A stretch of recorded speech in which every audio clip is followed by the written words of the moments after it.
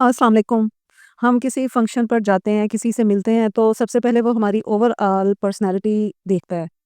या इसको इस तरह बयान करती हूँ कि जैसे हम कोई ब्राइडल है, उसको देखते हैं वो आ रही है या वो बैठी हुई है तो हम सबसे पहले उसकी फुल लुक देखेंगे। उसका ड्रेस किस तरह का है, उसकी दुपट्टा सेटिंग किस तरह की हुई है, ज्वेलरी उसने कौन-सी पहनी हुई है और वो कैसी लग रही है, ठीक है ना? पर्स, हैंड, फुट ये सब कुछ उस वक़्त ओवरऑल लुक सबसे पहले नज़र में आती है। उसके बाद थोड़ी डिटेल जानने के लिए जब हम और थोड़ा करीब जाएँगे तो हमारी फिर नज़र उसके मेकअप की तरफ जाएगी। दूसरे नंबर पर फिर मेकअप आएगा और फिर हम थोड़ा-सा और उस चीज़ को क्लियर देखने के लिए नज़र करेंगे तो उसकी बेस को देखेंगे, लिपस्टिक पे नज़र जाएगी, हमारे उसकी जो आईब्रो है वो और फुल फेस के फीचर्स वो एनहांस किस तरह हुए हैं या दबे-दबे से लग रहे हैं वो। और फिर एंड में अगर और बहुत ज़्यादा आप डिटेलिंग की तरफ नज़र करेंगे तो फिर आपको आईज़ मेकअप की डिटेलिंग नज़र आएगी। किसी को तैयार करते हो पार्लर में या जब आप खुद तैयार होते हो किसी फंक्शन के लिए, तो हमें कौन-सी चीज़ें याद रखनी है, कौन-सी किस तरह स्टेप बाय स्टेप करना है, वो ये स्टेप बाय स्टेप गाइड आज मैं इस चीज़ पर वीडियो कर रही हूँ। अगर आप खुद मेकअप करवा रहे हो या कर रहे हो, तो सबसे पहली चीज़ जो होती है ना, वो बुकिंग होती है। इस पे मैं बात थोड़ी-सी कर लूँ। देखें, ये दोनों लोगों के लिए फ़ायदेमंद है। उससे ना एक तो देखिए हमें पता होता है ना कि हमने वहाँ पे बुकिंग करवाई हुई है, वहाँ पर हमने जाना, तसल्ली रहती है। तो आपके लिए आसानी होती है, आपका फंक्शन वाक़ई यादगार बन जाता है। वरना वो हपड़-दपड़ में ना चीज़ें बहुत उस वक़्त टेंशन क्रिएट करती हैं और सारा आपके फंक्शन का मज़ा ख़राब कर देती हैं। तो बुकिंग अगर आप पहले करवाते हो ना, किसी के पास जाते हो, तो उसका ये फ़ायदा होता है कि वो आपकी स्किन को देखेगा, आपको कितने फेशियल की नीड है, आपको ज़रूरत है, अगर आप कोई स्किन केयर करना चाह रहे हो, बंदा उस टॉपिक पे फिर थोड़ा-सा मशवरा कर लेता है।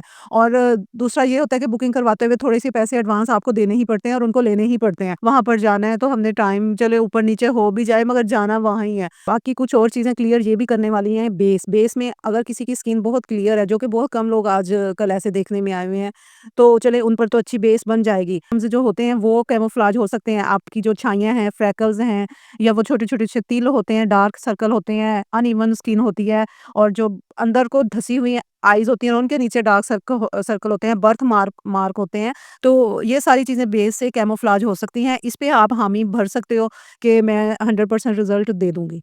और चौथी नहीं तीसरी वो वाली स्किन होगी जिस पर एक्ने भी होगी, साथ उसके डार्क सर्कल भी होंगे, खड्डे भी होंगे और मतलब 2-3 किस्म की उसकी स्किन पर इश्यूज़ होंगे। तो वो भी आप उसको क्लियर कर लें, ना कि ये वाली चीज़ मैं कैमोफ्लेज कर सकती हूँ, ये वाली जो चीज़ है ना वो आप उतना मेरे साथ क्रिस्टल क्लियर स्किन ना करिएगा, वो बेस से नहीं होगी। ये चीज़ें आप उससे पहले ही बता दीजिएगा।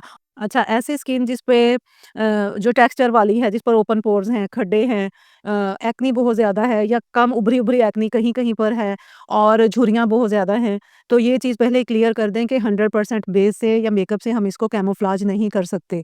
ये कैमोफ्लेज नहीं होंगी मगर वो बाज़िद है कि नहीं हमने देखा है कुछ ऐसी जो बिफोर आफ्टर में बड़ा फ़र्क है, तो ये चीज़ तो आज के दौर में उनको समझनी चाहिए कि इस तरह नहीं होता।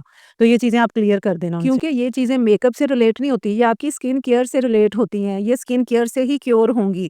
ये मेकअप से नहीं आप क्योर कर सकते। हाँ, अगर वो 6 महीने पहले टाइम लेती हैं आपसे तो वो डॉक्टर के मशवरे पर चलें, कुछ अपनी स्किन केयर करेंगी तो ये चीज़ें फिर उस वक़्त तक उनके फंक्शन तक बहुत हद तक या तो बिल्कुल ख़त्म हो जाएँगी या कम हो जाएँगी। मगर अगर वो इसी तरह उनको छोड़ देती हैं, कोई स्किन केयर नहीं, सिर्फ़ मेकअप के ऊपर कहेंगी कि सब चीज़ें छुप जाएँ, तो ये बात मुमकिन नहीं है। जो मेकअप करने वाला है, उसके लिए ये है कि आपने उस दिन अपने सारे ब्रश उससे पहले धो के, साफ़ करके, सुखा के रख लेने हैं। अगर नहीं करेंगी तो कलर कोई लगाएँगी, निकलेगा वो कोई और कलर। वो 2-3 कलर पहले ही ब्रशेज़ और स्पंचेज़ में लगे होंगे, कुछ उस दिन जो आप कलर चाह रही हो वो नहीं मिलेगा। बहुत मेसी-मेसी सा काम हो जाता है, इसीलिए अपनी प्रोडक्ट सारी धो के क्लीन करके रख लेना। और दूसरे नंबर पर जब मेकअप शुरू करने से सारे पहले आपने सारी चीज़ें तरतीब से भी रखनी है। आई शेड किट्स, बेस के आइटम्स, ग्लिटर्स, ब्रशेज़ हर चीज़ आपके सामने और आपकी रेंज में होना चाहिए, ठीक है? अगर आप अकेले हो तो फिर तो ये बहुत ज़रूरी है, हेल्पर है तो फिर भी ज़रूरी है कि चीज़ें आपके सामने पड़ी हों और जिस स्टेप से आपने सोचा हुआ है कि मैंने पहले बेस बनानी है, तो बेस के आइटम आपके पास होने चाहिए पहले और अगर मैंने आईज़ मेकअप करना है, तो वो आईज़ वाली चीज़ें आपके नज़दीक पहले पड़ी होनी चाहिए। और सबसे ज़रूरी बात, अपने पास पानी ज़रूर रखें, काम के दौरान ना थोड़ा-थोड़ा पानी पीती रहा करें। एक तो आप रिलैक्स फ़ील करती हो, घबराहट नहीं होती और थकावट भी कम होती है और डिहाइड्रेशन का मसला बहुत ज़्यादा काम के दौरान औरतों को इसीलिए फ़ेस करना पड़ता है कि वो पानी पीना भूल जाती हैं, तो पानी अपने पास लाज़मी रखें। अब मेकअप शुरू करने से पहले सबसे पहले जो स्टेप आएगा वो सीटीएम का है। क्लींजिंग मिल्क लेना है आपने और फेस को 2 से 3 मिनट क्लींज़ करना है, ज़्यादा रगड़-रगड़ के नहीं कि उसका फेस ही आप रेड कर दो, ठीक है?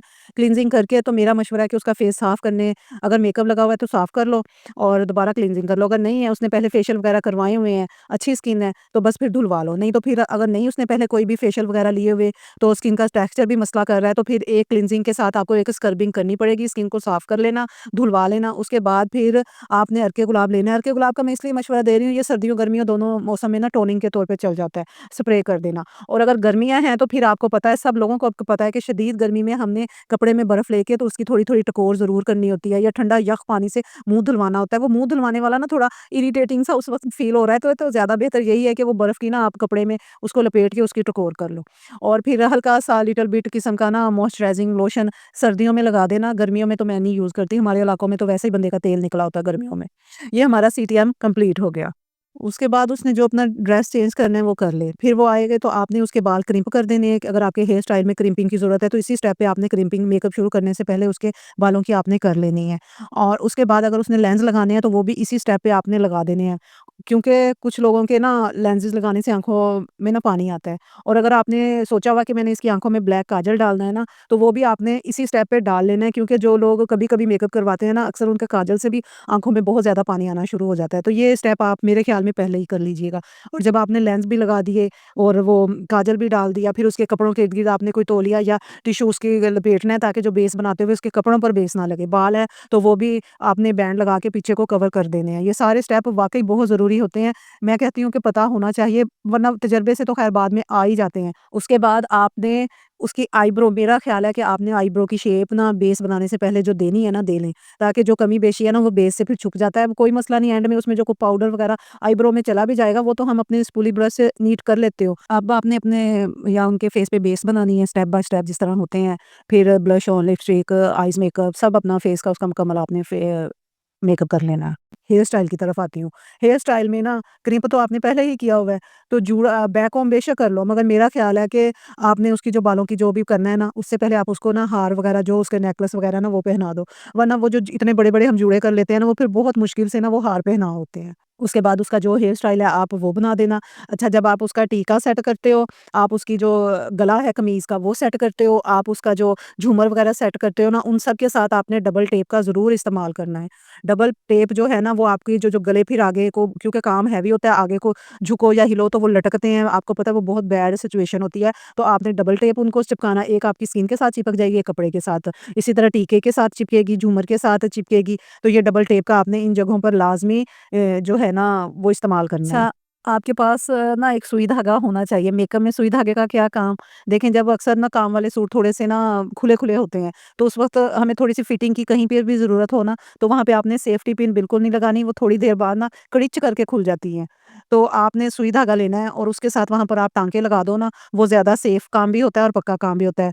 और दूसरी बात, जब दुपट्टा सेट आपने कर लिया है, वहाँ पर भी अंदर की साइड से आपने पिन्स लगानी होती हैं। दुपट्टा सेटिंग, ज्वेलरी सेटिंग, कपड़े सेट हो गए, सब कुछ मेकअप हो गया। उसके बाद फिर आपने देखना है कि उसके दाँतों पे कहीं लिपस्टिक नहीं रह गई, उसकी ज्वेलरी पर कोई, हम अक्सर वो पाउडर जो होता है वो लग जाता है, उसको आपने साफ करना है। आईब्रो पे भी अक्सर वो मद्धम हो जाती है पाउडर सा। फाइनल, बिल्कुल फाइनल लुक जब आपने देखनी है ना, तो इसको रीटच बोलते हैं, कि हर चीज़ों के ऊपर एक-एक दफ़ा आपने ब्रश चला देना है। रीटच लाज़मी कर लिया करें, वो मैं मशवरा देती हूँ। मगर आप कहें कि नहीं, ये लाइनर को मैं थोड़ा-सा लंबा कर दूँ, या मैं लिपस्टिक को इस तरह कर दूँ, मैं उस तरह कर दूँ, वो फिर उस टाइम ना चीज़ खराब हो जाएगी। जब फाइनल मेकअप हो जाए तो कोई कहे भी तो आपने उस मेकअप को नहीं छेड़ना। जहाँ तक बात है नेल्स, नेल आर्ट की, तो वो आप टाइम है शुरू में कर लें, एंड में कर लें, और अगर आपकी कोई हेल्पर है, तो वो तो सबसे अच्छी बात है कि वो तो मेकअप के दौरान भी नेल आर्ट कर सकती है।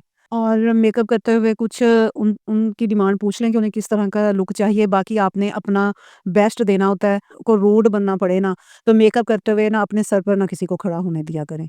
जितने ये लोग उस टाइम आपको तंग करते हैं ना, बहुत ज़्यादा, कि ये क्या कर दिया आपने, ये ज़्यादा लगा दिया, ये कम लगा दिया। हमें या मेकअप करने वाले को पता है कि फाइनल लुक तक पहुँचते-पहुँचते ये चीज़ें जो होती हैं स्किन में चली जाती हैं, और ये मेकअप लाइट हो जाएगा। ये हमें पता होता है, मगर उस वक़्त उन्होंने वो कमेंट कर के आपको उस वक़्त कन्फ्यूज़ करना होता है, और जो मेकअप करवा रहा होता है उसको डिसहार्ट करना कर देती हैं। इसीलिए अगर आपको उस वक़्त थोड़ा-सा रूड भी होना हो पड़े ना, तो कहें प्लीज़ साइड पे हो जाएँ, मैं परेशान हो रही हूँ। तो इन सब बातों के साथ मेरा और आपका अल्लाह हाफ़िज़।